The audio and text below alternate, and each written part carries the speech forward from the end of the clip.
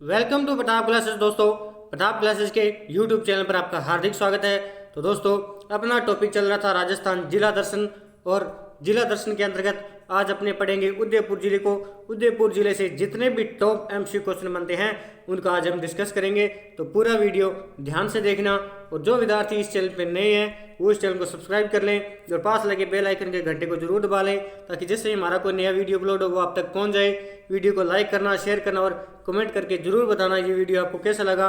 और जिस भी विद्यार्थी ने हमारा टेलीग्राम ग्रुप ज्वाइन नहीं किया है तो जल्दी से ज्वाइन कर लीजिए। तो शुरू करते हैं आज की क्लास। देखिए, पहला प्रश्न, निम्न में से किस जिले की आकृति ऑस्ट्रेलिया के समान है? तो निम्न में से कौन सा जिला है जिसकी आकृति ऑस्ट्रेलिया के समान है? तो इनमें से जो उदयपुर जिला है उसकी आकृति ऑस्ट्रेलिया के समान है। राजसमंद की बात करें तो इसकी जो आकृति है वो तिलक के समान है। भीलवाड़ा जिले की बात करें तो इसकी जो आकृति है वो आयताकार है। और डूंगरपुर जिले की बात करें तो इससे कर्क रेखा गुजरती है। कर्क रेखा राजस्थान के दो जिलों से गुजरती है, बांसवाड़ा और डूंगरपुर, और सबसे ज़्यादा बांसवाड़ा के अंदर से गुजरती है और डूंगरपुर से सबसे कम गुजरती है कर्क रेखा। देखिए अगला प्रश्न, गुजरात राज्य के साथ राजस्थान के किस जिले की सीमा सर्वाधिक लगती है? गुजरात राज्य के साथ राजस्थान के किस जिले में की सीमा सर्वाधिक लगती है? तो सर्वाधिक सीमा लगती है उदयपुर की। उदयपुर वह जिला है जो गुजरात राज्य के साथ सर्वाधिक सीमा बनाता है। और गुजरात राज्य के साथ सबसे कम सीमा किसकी लगती है? तो वो लगती है बाड़मेर जिले की, जो सबसे कम लगती है।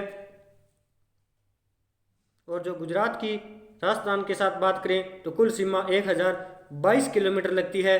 और जो राजस्थान के गुजरात के 6 जिले राजस्थान के 6 जिलों को छूते हैं। देखिए अगला प्रश्न, उदयपुर जिले का क्षेत्रफल कितना है? तो उदयपुर जिले का क्षेत्रफल है 13,419 वर्ग किलोमीटर। 12,387 वर्ग किलोमीटर की बात करें तो यह पाली जिले का कुल क्षेत्रफल है।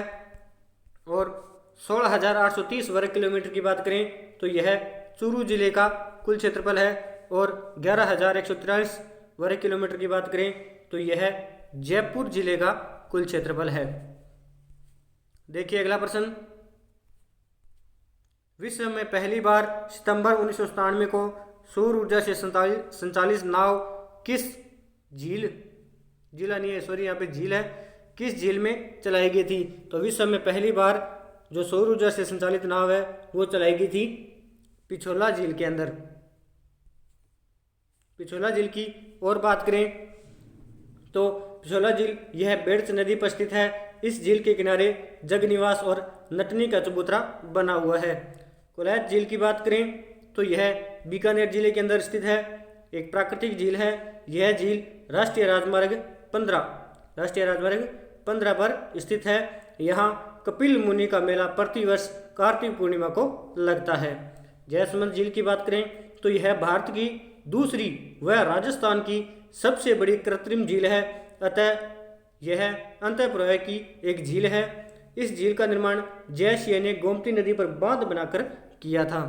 पुष्कर झील की बात करें तो यह अजमेर जिले के अंदर स्थित है। इसके किनारे एकमात्र विश्व प्रसिद्ध ब्रह्मा जी का मंदिर है। इसे हिंदुओं का 5वां तीर्थों का मामा और सबसे पवित्र झील भी पुष्कर झील को कहा जाता है। देखिए अगला प्रश्न, विश्व की सबसे बड़ी पगड़ी किस हवेली में स्थित संग्रहालय में रखी गई है? यानी विश्व की सबसे बड़ी पगड़ी किस हवेली में स्थित जो संग्रहालय है वहाँ रखी गई है? तो जो बागौर की हवेली है वहाँ विश्व की सबसे बड़ी पगड़ी रखी हुई है।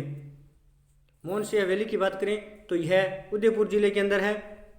और पटुओं की हवेली ये जैसलमेर के अंदर है। और बिड़ला हवेली की बात करें तो यह भी पाली जिले में है। और बागौर की हवेली भी पाली जिले के अंदर स्थित है। देखिए अगला प्रश्न, विश्व की सबसे बड़ी मानव निर्मित झील कौन सी है? विश्व की सबसे बड़ी मानव निर्मित झील कौन सी है? तो इनमें से जो जयसमंद झील है वो विश्व की सबसे बड़ी मानव निर्मित झील है। देखिए अगला प्रश्न, इनमें से कौन सी विशेषता उदयपुर जिले की है? इनमें से कौन सी विशेषता उदयपुर जिले की है देखते हैं। भारत की सबसे बड़ी सौर दूरबीन वेधशाला ये उदयपुर के अंदर है। देश का पहला डिजिटल मैप ये उदयपुर का बना। देश का पहला मार्शल आर्ट विश्वविद्यालय ये भी उदयपुर जिले में बना, तो इसका आंसर हो जाएगा उपयुक्त सभी। देखिए अगला प्रश्न, राजस्थान की पहली कॉमर्शियल बायोडीजल रिफाइनरी उदयपुर जिले के किस स्थान पर खुली गई? तो ये उदयपुर जिले के जो जामर कोटड़ा स्थान है वहां पर पहली बायोडीजल रिफाइनरी खोली गई। देखिए अगला प्रश्न, उदयपुर कितने जिलों के साथ सीमा बनाता है? उदयपुर जिला कितने जिलों के साथ सीमा बनाता है? तो उदयपुर 7 जिलों के साथ सीमा बनाता है। तो वो कौन कौन से 7 जिले हैं? वो है डूंगरपुर, बांसवाड़ा, प्रतापगढ़, चित्तौड़गढ़, राजसमंद, पाली और सिरोही। ये 7 जिले हैं जो उदयपुर के साथ सीमा बनाते हैं। देखिए अगला प्रश्न, निम्न में से कौन सा जिला उदयपुर के साथ सीमा बनाता है? इनमें से जो कौन सा जिला है वो उदयपुर के साथ सीमा बनाता है? तो देखिए डूंगरपुर भी सीमा बनाता है, बांसवाड़ा जिला भी सीमा बनाता है, चित्तौड़गढ़ भी उदयपुर के साथ सीमा बनाता है और इसका आंसर हो जाएगा उपयुक्त सभी। ये तीनों जिले उदयपुर के साथ सीमा बनाते हैं। देखिए अगला प्रश्न, निम्न में से किस जिले की सीमा उदयपुर जिले के साथ नहीं लगती? निम्न में से किस जिले की सीमा उदयपुर जिले के साथ नहीं लगती? तो इनमें से जालौर जिले की सीमा उदयपुर के साथ नहीं लगती। उदयपुर की सीमा सिरोही, राजसमंद, प्रतापगढ़ इनको मिलाकर कुल 7 जिलों के साथ उदयपुर जिला सीमा बनाता है। तो इनमें से जालौर जिले के साथ उदयपुर की सीमा नहीं लगती। देखिए अगला प्रश्न, उदयपुर जिले को किस उपनाम से भी जाना जाता है? उदयपुर जिले को किस उपनाम से भी जाना जाता है? तो इनमें से देखते हैं, राजस्थान का कश्मीर उदयपुर को कहते हैं, एशिया का वीना भी उदयपुर जिले को कहा जाता है और सैलानियों का स्वर्ग ये भी उदयपुर जिले को कहा जाता है। तो इसका आंसर हो जाएगा उपयुक्त सभी। देखिए अगला प्रश्न,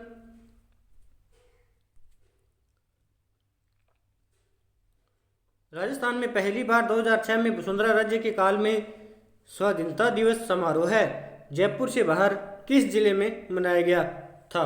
तो सर्वप्रथम राजस्थान में पहली बार 2006 में वसुंधरा राजे उस समय जो मुख्यमंत्री थी उनके काल में स्वाधीनता दिवस समारोह जयपुर से बाहर किस जिले में मनाया गया? तो ये उदयपुर जिले में पहली बार जयपुर से बाहर बनाया गया था।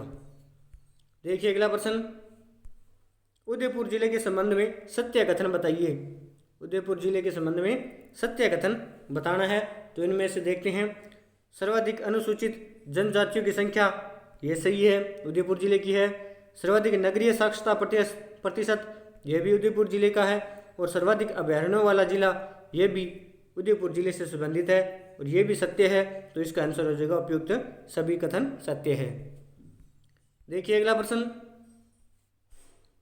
उदयपुर संभाग के संदर्भ में सत्य कथन बताइए। उदयपुर संभाग के संदर्भ में अपने सत्य कथन बताना है। तो देखिए कौन कौन से कथन सत्य हैं। इसका आकार श्रीलंका देश के समान है, यह भी कथन सत्य है। इस संभाग का आबोहवा तंत्र अरब सागर और बंगाल की खाड़ी में मिलने वाली नदियों का एक अंश है, यह भी सही है। सर्वाधिक अंतर्राज्यीय सीमा बनाने वाला संभाग है, यह भी कथन सत्य है। तो उपयुक्त सभी कथन सत्य है, इसका आंसर हो जाएगा। देखिए अगला प्रश्न, निम्न में से किस अकादमी का सर्वोच्च पुरस्कार मीरा पुरस्कार है? निम्न में से किस अकादमी का सर्वोच्च पुरस्कार मीरा पुरस्कार है? तो इनमें से जो राजस्थान साहित्य अकादमी है इसका जो सर्वोच्च पुरस्कार है वो मीरा पुरस्कार है। देखिए अगला प्रश्न, राजस्थान साहित्य अकादमी की स्थापना कब हुई थी? राजस्थान साहित्य अकादमी की स्थापना कब हुई थी? तो राजस्थान साहित्य अकादमी की स्थापना हुई थी 1958 के अंदर। देखिए अगला प्रश्न, मेवाड़ के भीष्म पितामह किसे कहा जाता है? मेवाड़ के भीष्म पितामह किसे कहा जाता है?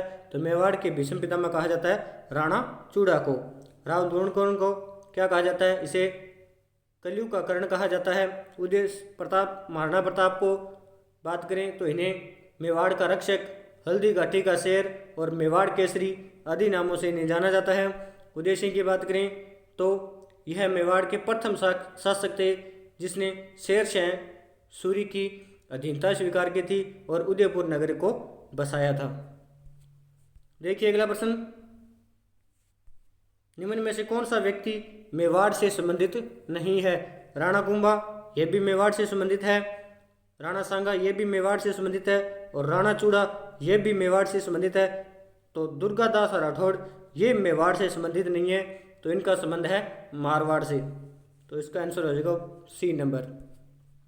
देखिए अगला प्रश्न, निम्न में से कौन सी पर्वत चोटी उदयपुर जिले में स्थित है? तो इनमें से कौन सी पर्वत चोटी उदयपुर जिले में है? धौलिया डूंगर, ये उदयपुर जिले में है। जरगा, ये भी उदयपुर में है। अवार चोटी, ये भी उदयपुर जिले में है। तो इसका आंसर हो जाएगा उपयुक्त सभी। और धौलिया डूंगर, इसकी ऊंचाई की बात करें तो इसकी ऊंचाई है 1183 मीटर। और जरगा की बात करें तो जरगा की ऊंचाई है 1431 मीटर। और अवार चोटी की ऊंचाई की बात करें तो इसकी ऊंचाई है 1001 मीटर। देखिए अगला प्रश्न, इनमें से कौन सी पर्वत चोटी उदयपुर जिले में स्थित नहीं है? तो कौन सी चोटी इनमें से जो उदयपुर जिले में नहीं है? तो इनमें से जो भोजगढ़ है वो उदयपुर जिले के अंदर नहीं है। तो भोजगढ़ की बात करें तो भोजगढ़ ये झुंझुनू जिले के अंदर स्थित है। और इसकी कुल जो ऊंचाई है वो है 997 मीटर भोजगढ़ की। दुसानिया की बात करें ऊंचाई की तो इसकी ऊंचाई है 957 मीटर। और सज्जनगढ़ की ऊंचाई की बात करें तो इसकी ऊंचाई है 938 मीटर। और नागपानी की बात करें तो इसकी ऊंचाई है 867 मीटर। देखिए अगला प्रश्न, निम्न में से किस नदी का उद्गम बिछड़ा की पहाड़ी से होता है? निम्न में से किस नदी का उद्गम उदयपुर की बिछमेड़ा की पहाड़ी से होता है? तो इनमें से जो सोम नदी है उसका उद्गम बिछड़ा की पहाड़ी से होता है। जाखम नदी की बात करें तो जाखम नदी का जो उद्गम है वो प्रतापगढ़ की छोटी सादड़ी में भंवर माता के मंदिर की पहाड़ी से होता है। जोजड़ी नदी के उद्गम की बात करें तो इसका उद्गम पोडलू गांव नागौर से होता है। और पश्चिम में बनास नदी, इसका उद्गम होता है सिरोही के नया सानवारा गांव के निकट अरावली की पहाड़ियों से होता है।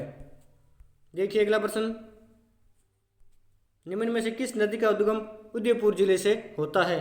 तो कौन सी नदी है जिसका उद्गम उदयपुर जिले से होता है? साबरमती नदी, ये भी उदयपुर जिले से इसका उद्गम होता है। बेड़स नदी का उद्गम भी उदयपुर जिले से होता है। वाक्कल नदी, इसका उद्गम भी उदयपुर जिले से होता है। तो इसका आंसर हो जाएगा उपयुक्त सभी। देखिए अगला प्रश्न, निम्न में से कौन सी झील उदयपुर जिले में स्थित है? निम्न में से कौन सी झील उदयपुर में है? तो इनमें से देखते हैं, उदय सागर झील, ये भी उदयपुर में है। फतेह सागर झील, ये भी उदयपुर में है। और पिछोला झील, ये भी उदयपुर में है। तो इसका आंसर हो जाएगा उपयुक्त सभी। देखिए अगला प्रश्न, निम्न में से किस झील का प्राचीन नाम डेबर झील है? तो इनमें से कौन सी झील है जिसका प्राचीन नाम डेबर झील है? देखते हैं, तो इनमें से जो जैसमंद झील है उसका प्राचीन नाम डेबर झील था। देखिए अगला प्रश्न, निम्न में से किस झील के किनारे नटनी का चबूतरा बना हुआ है? तो जो पिछोला झील है उसके किनारे नटनी का चबूतरा बना हुआ है। देखिए अगला प्रश्न, उदय सागर झील को किस नदी से जल प्राप्त होता है? उदय सागर झील को किस नदी से जल प्राप्त होता है? तो इनमें से जो आयड़ नदी है, आयड़ नदी से उदय सागर झील को जल प्राप्त होता है। देखिए अगला प्रश्न, निम्न में से किस परियोजना का संबंध उदयपुर जिले से है? निम्न में से किस परियोजना का संबंध उदयपुर जिले से है? तो इनमें से जो मानसी वाक्कल परियोजना है उसका संबंध उदयपुर जिले से है। बिशलपुर बांध परियोजना की बात करें तो यह टोंक जिले से संबंधित है। और सोम कमला अम्बा सिंचाई परियोजना की बात करें तो यह डूंगरपुर जिले से संबंधित है। और माही बाजार सागर परियोजना की बात करें तो यह गुजरात और राजस्थान की एक संयुक्त परियोजना है। देखिए अगला प्रश्न, उदयपुर जिले का शुभंकर कौन सा जीव है? तो उदयपुर जिले का शुभंकर है बिज्जू। बिज्जू एक जीव है जो उदयपुर जिले का शुभंकर है। गोडावन की बात करें तो गोडावन जैसलमेर जिले का शुभंकर है। उड़न गिलहरी की बात करें तो यह प्रतापगढ़ जिले का शुभंकर है। और सार्स की बात करें तो यह भरतपुर जिले का शुभंकर है। देखिए अगला प्रश्न, निम्न में से कौन सा वन्य जीव अभयारण्य उदयपुर जिले के अंदर स्थित है? तो इनमें से देखते हैं, फुलवारी की नाल वन्य जीव अभयारण्य, यह भी उदयपुर में है। सज्जनगढ़ वन्य जीव अभयारण्य, यह भी उदयपुर जिले में है। जैसमंद वन्य जीव अभयारण्य, यह भी उदयपुर जिले में है। तो इसका आंसर हो जाएगा उपयुक्त सभी। देखिए अगला प्रश्न, निम्न में से किस अभयारण्य को जलचरों की बस्ती के नाम से भी जाना जाता है? निम्न में से किस अभयारण्य को जलचरों की बस्ती के नाम से भी जाना जाता है? तो इनमें से जो जैसमंद वन्य जीव अभयारण्य है, इसे जलचरों की बस्ती भी कहा जाता है। देखिए अगला प्रश्न, सज्जनगढ़ जैविक उद्यान की स्थापना कब हुई थी? सज्जनगढ़ जैविक उद्यान की स्थापना कब हुई थी? तो सज्जनगढ़ जैविक उद्यान की स्थापना हुई थी 2015 के अंदर। देखिए अगला प्रश्न, उदयपुर का झामर कोटड़ा क्षेत्र किस अधात्विक खनिज के लिए प्रसिद्ध है? तो उदयपुर का जो झामर कोटड़ा स्थान है वो रॉक फॉस्फेट के लिए प्रसिद्ध है। देखिए अगला प्रश्न, department of tourism ministry of India ने राजस्थान के उदयपुर जिले को किस सर्किट में बांटा है? तो किस सर्किट के अंतर्गत बांटा है? तो इसे मेवाड़ सर्किट के अंतर्गत बांटा है। देखिए अगला प्रश्न, निम्न में से कौन सा महोत्सव उदयपुर जिले में मनाया जाता है? तो इनमें से कौन सा महोत्सव है जो उदयपुर जिले के अंदर मनाया जाता है? तो मेवाड़ जो महोत्सव है वो उदयपुर जिले के अंदर मनाया जाता है। दशहरा महोत्सव की बात करें तो दशहरा महोत्सव कोटा जिले में मनाया जाता है। बनेश्वर महोत्सव की बात करें तो यह डूंगरपुर जिले में मनाया जाता है। और माही महोत्सव की बात करें तो यह बांसवाड़ा जिले के अंदर मनाया जाता है। देखिए अगला प्रश्न, निम्न में से कौन सा महोत्सव वसंत ऋतु के आगमन के स्वागत के लिए मनाया जाता है? तो कौन सा महोत्सव वसंत ऋतु के आगमन के लिए मनाया जाता है? तो इनमें से जो मेवाड़ महोत्सव है वो वसंत ऋतु के आगमन का स्वागत करने के लिए मनाया जाता है। देखिए अगला प्रश्न, निम्न में से भेड़ की कौन सी नस्ल उदयपुर जिले में पाई जाती है? तो इनमें से जो सोनाड़ी भेड़ की नस्ल है वो उदयपुर जिले के अंदर पाई जाती है। देखिए अगला प्रश्न, उदयपुर जिले की जिला वाहन पंजीयन संख्या कितनी है? तो उदयपुर जिले की जिला वाहन पंजीयन संख्या है RJ 27। RJ 26 की बात करें तो यह टोंक जिले की जिला वाहन पंजीयन संख्या है। RJ 28 की बात करें तो यह 12 जिले की जिला वाहन पंजीयन संख्या है। RJ 29 की बात करें तो यह दौसा जिले की जिला वाहन पंजीयन संख्या है। देखिए अगला प्रश्न, राजस्थान की मूल व सबसे प्राचीन चित्रशैली कौन सी है? राजस्थान की मूल व सबसे प्राचीन चित्रशैली कौन सी है? तो इनमें से जो उदयपुर शैली है वो राजस्थान की मूल व सबसे प्राचीन चित्रशैली है। देखिए अगला प्रश्न, उदयपुर चित्रशैली का श्रवणकाल किसके शासनकाल को माना जाता है? उदयपुर जो चित्रशैली है उसका श्रवणकाल किसके शासनकाल को माना जाता है? तो इनमें से जो जगत सिंह प्रथम थे उनके शासनकाल को उदयपुर चित्रशैली का श्रवणकाल माना जाता है। देखिए अगला प्रश्न, चावड़ चित्रशैली का श्रवणकाल किसके शासनकाल को माना जाता है? जो चावड़ चित्रशैली थी उसका श्रवणकाल किसके शासनकाल को माना जाता है? तो इनमें से जो अमर सिंह प्रथम थे उन्हें चावड़ चित्रशैली का श्रवणकाल माना जाता है। देखिए अगला प्रश्न, उदयपुर जिला निम्न में से किस हस्तकला के लिए प्रसिद्ध है? तो इनमें से देखते हैं, लाख की लकड़ी के खिलौने के लिए भी उदयपुर जिला प्रसिद्ध है। कठपुतलियों के लिए भी उदयपुर जिला प्रसिद्ध है। पेपर मेसी का काम, इसके लिए भी उदयपुर जिला प्रसिद्ध है।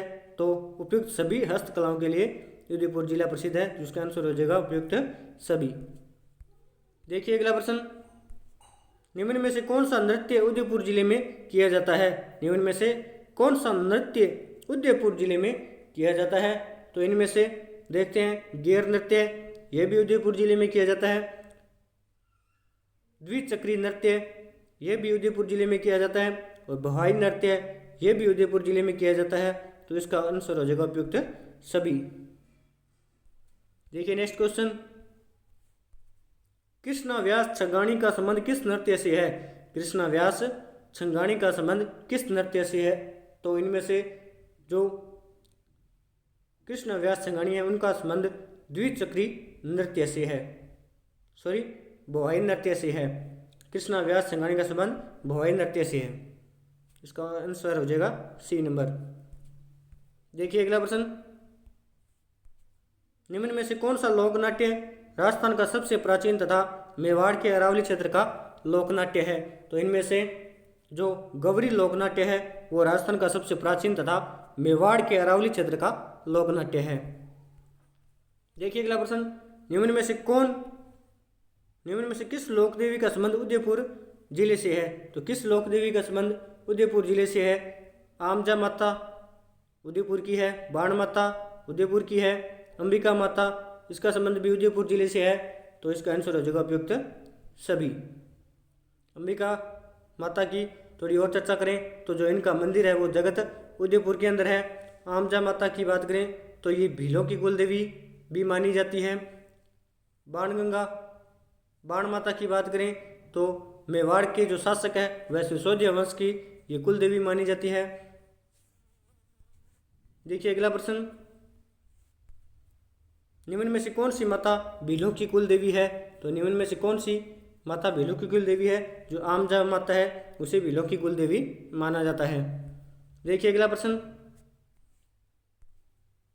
निम्न में से कौन सी माता मेवाड़ के शासकों व सिसोदिया वंश की कुल देवी है? निम्न में से कौन सी माता मेवाड़ के शासकों व सिसोदिया वंश की कुल देवी है? तो इनमें से जो बाण माता है वो मेवाड़ के शासकों व सिसोदिया वंश की कुल देवी है। देखिए अगला प्रश्न, निम्न में से किस माता के मंदिर को मेवाड़ का खजुराहो भी कहा जाता है? तो किस माता के मंदिर को मेवाड़ का खजुराहो भी कहा जाता है? तो इनमें से जो अंबिका माता है उनके मंदिर को मेवाड़ का खजुराहो भी कहा जाता है। देखिए अगला प्रश्न, निम्न में से किस दुर्ग को उदयपुर का मुकुटमणि भी कहा जाता है? तो इनमें से जो सज्जनगढ़ दुर्ग है उसे उदयपुर का मुकुटमणि भी कहा जाता है। देखिए अगला प्रश्न, निम्न में से कौन सा मंदिर उदयपुर जिले में है? सास बहू का मंदिर यह भी उदयपुर में है। अंबिका देवी का मंदिर यह भी उदयपुर जिले में है। एकलिंग जी का मंदिर यह भी उदयपुर जिले में है। तो इसका आंसर हो जाएगा उपयुक्त सभी। देखिए अगला प्रश्न, उदयपुर जिले के किस महल को इतिहासकार फर्ग्यूसन ने राजस्थान के विंडसर महल की संज्ञा दी है? तो उदयपुर जिले के किस महल को संज्ञा दी गई है? तो इनमें से जो राजमहल है उसे इतिहासकार फर्ग्यूसन ने राजस्थान के विंडसर महल की संज्ञा दी है। देखिए अगला प्रश्न, निम्न में से किस शासक की छतरी उदयपुर जिले में है? तो देखते हैं किस शासक की छतरी है उदयपुर जिले में। तो महाराणा प्रताप की छतरी यह भी उदयपुर जिले में है। कपूर बाबा फकीर की छतरी यह भी उदयपुर जिले में है। उदय सिंह की छतरी यह भी उदयपुर जिले में है। तो इसका आंसर हो जाएगा उपयुक्त सभी। देखिए अगला प्रश्न, उदयपुर को उदय सिंह ने कब बसाया था? उदयपुर को उदय सिंह ने कब बसाया था? तो ये बसाया था 1559 को। 1559 को उदयपुर को उदय सिंह ने बसाया था। देखिए अगला प्रश्न, निम्न में से कौन सी एक प्राचीन सभ्यता उदयपुर जिले की है? तो इनमें से कौन सी एक प्राचीन सभ्यता उदयपुर जिले की है? तो देखते हैं आहड़ सभ्यता ये भी उदयपुर जिले की है। बालाथल सभ्यता ये भी उदयपुर जिले की है। और झाड़ोल सभ्यता ये भी उदयपुर जिले की है। तो इसका आंसर हो जाएगा उपयुक्त सभी।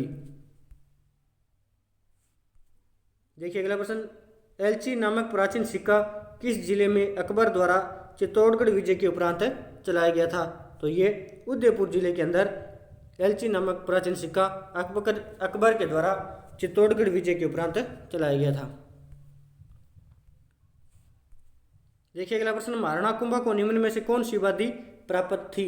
तो इनमें से देखते हैं महाराणा कुंभा को अभिनव भट्टाचार्य भी कहा जाता था। हाल गुरु की उपाधि प्राप्त थी। राणा रासो की उपाधि भी प्राप्त थी। तो इसका आंसर हो जाएगा सभी। देखिए अगला प्रश्न, महाराणा प्रताप की माता का नाम क्या था? तो महाराणा प्रताप की माता का नाम था जयवंता बाई। देखिए अगला प्रश्न,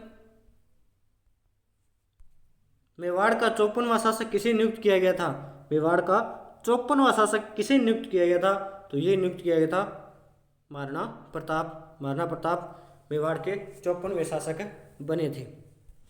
देखिए अगला प्रश्न, अकबर द्वारा महाराणा प्रताप को समझाने हेतु भेजे गए 4 शिष्य मंडल में कौन शामिल नहीं था? तो इनमें से कौन शामिल नहीं था? तो इनमें से जो महेश दास, जिसे बीरबल भी कहा जाता था, वो शिष्य मंडल में शामिल नहीं थे। महेश, भगवान दास, टोडरमल, जलाल खां और मानसिंह, ये 4 अकबर द्वारा महाराणा प्रताप को समझाने हेतु भेजने के लिए 4 शिष्य मंडल में शामिल थे। जलाल खां को कब भेजा गया? जलाल खां को भेजा गया था नवंबर 1572 को। और मानसिंह को कब भेजा गया? मानसिंह को भेजा गया था जून 1573 को। भगवान दास को भेजा गया था सितंबर 1553 को। और टोडरमल को भेजा गया था लास्ट में दिसंबर 1573 को। ये 4 शिष्य मंडल के अंदर शामिल थे। देखिए अगला प्रश्न, 1857 की क्रांति के समय राजस्थान में 6 सैनिक छावनियां थी। तो निम्न में से किस छावनी का संबंध उदयपुर जिले से था? तो इनमें से जो खेरवाड़ा छावनी थी उसका संबंध उदयपुर जिले से था। खेरवाड़ा की और बात करें तो यह एक भीलों की टुकड़ी थी। इस छावनी ने 1857 की क्रांति में प्रत्यक्ष रूप से भाग नहीं लिया था। एरनपुरा छावनी की बात करें तो यह वर्तमान में पाली के अंदर है। नीमच छावनी की बात करें तो यहाँ पर 3 जून 1857 को विद्रोह हुआ था। यह छावनी राजस्थान से बाहर मध्य प्रदेश के अंदर थी। देवली छावनी की बात करें तो यहाँ पर जून 1857 को विद्रोह हुआ था, जो टोंक जिले के अंदर स्थित है। देखिए अगला प्रश्न, मेवाड़ प्रजामंडल की स्थापना किसने की थी? तो मेवाड़ प्रजामंडल की स्थापना की थी माणिक्यलाल वर्मा ने। कांतिलाल चौथानी की बात करें तो इन्होंने किशनगढ़ प्रजामंडल की स्थापना की थी। गोकुल भाई भट्ट की बात करें तो इन्होंने सिरोही जो प्रजामंडल था उसकी स्थापना की थी। और भोगीलाल पांड्या की बात करें तो इन्होंने डूंगरपुर प्रजामंडल की स्थापना की थी। देखिए अगला प्रश्न, मेवाड़ प्रजामंडल की स्थापना कब हुई थी? तो मेवाड़ जो प्रजामंडल था उसकी स्थापना हुई थी 1938 को। देखिए अगला प्रश्न, निम्न में से किस व्यक्ति का संबंध उदयपुर जिले से है? तो इनमें से जो मोतीलाल तेजावत है उनका संबंध उदयपुर जिले से है। देखिए अगला प्रश्न, स्वतंत्रता प्राप्ति के समय उदयपुर रियासत के तत्कालीन नरेश कौन थे? स्वतंत्रता प्राप्ति के समय उदयपुर रियासत के तत्कालीन नरेश कौन थे? तो वो थे महाराणा भूपाल सिंह हैं। वो महाराणा भूपाल सिंह हैं। महाराणा हनुमंत सिंह की बात करें तो ये जोधपुर के तत्कालीन नरेश थे। राजा राजेंद्र सिंह की बात करें तो ये निमराना ठिकाने के तत्कालीन नरेश थे। और महाराव तेज सिंह की बात करें तो ये अलवर जिले के तत्कालीन नरेश थे। देखिए अगला प्रश्न, उदयपुर रियासत को राजस्थान का एकीकरण के किस चरण में शामिल किया गया था? तो राजस्थान एकीकरण के जो तृतीय चरण था उसके अंदर उदयपुर रियासत को शामिल किया गया। देखिए अगला प्रश्न, महाराणा प्रताप की मृत्यु हुई थी। तो महाराणा प्रताप की मृत्यु कहाँ हुई थी? तो महाराणा प्रताप की मृत्यु हुई थी चावंड उदयपुर के अंदर। देखिए अगला प्रश्न, बाबा का भांगड़ा व प्यारी नामक टापुओं का संबंध किस झील से है? बाबा का भांगड़ा और प्यारी नामक टापुओं का संबंध किस झील से है? तो इनमें से जो जैसमंद झील है उससे बाबा का भांगड़ा और प्यारी नामक टापुओं का संबंध है। देखिए अगला प्रश्न, महाराणा प्रताप का स्मारक फतेह सागर झील के निकट किस पहाड़ी पर स्थित है? महाराणा प्रताप का स्मारक फतेह सागर झील के निकट किस पहाड़ी पर स्थित है? तो इनमें से मोती मगरी जो पहाड़ी है उसका संबंध महाराणा प्रताप के स्मारक से है। देखिए अगला प्रश्न, अहाड़ में बनी छतरियों में प्रथम छतरी किस मेवाड़ शासक की थी? अहाड़ में जो बनी छतरियां हैं उनमें से जो प्रथम छतरी किस मेवाड़ शासक की बनी थी? तो वो बनी थी महाराणा अमर सिंह। महाराणा अमर सिंह की छतरी सर्वप्रथम वहाँ पे बनी थी। अब बात करते हैं पिछले पाली का जो अपने क्लास ली थी उसके अंदर कुछ मिस्टेक हो गया, उनकी दोबारा चर्चा करते हैं। तो देखिए, चौमुखा जैन मंदिर जैन तीर्थकर किस जैन तीर्थकर को समर्पित है? तो ये आदिनाथ को समर्पित है। हमने वहाँ पर श्री महावीर जी बता दिया था, जो मिस्टेक है इसका आंसर हो जाएगा आदिनाथ। और अगला प्रश्न देखिए, इसी में निम्न में से कौन सा बांध पाली जिले में है? तो इसका आंसर अपने को बता दिया था आपको उपयुक्त सभी, लेकिन इसका आंसर होगा सिर्फ जवाई बांध, बिट्ठल बांध और बांकली बांध, ये जालौर जिले के अंदर स्थित है। तो धन्यवाद दोस्तों, ये वीडियो आपको कैसा लगा? अगर अच्छा लगा तो इसे लाइक करना और शेयर करना न भूलें। तो धन्यवाद दोस्तों, जय हिंद, जय भारत, जय राजस्थान।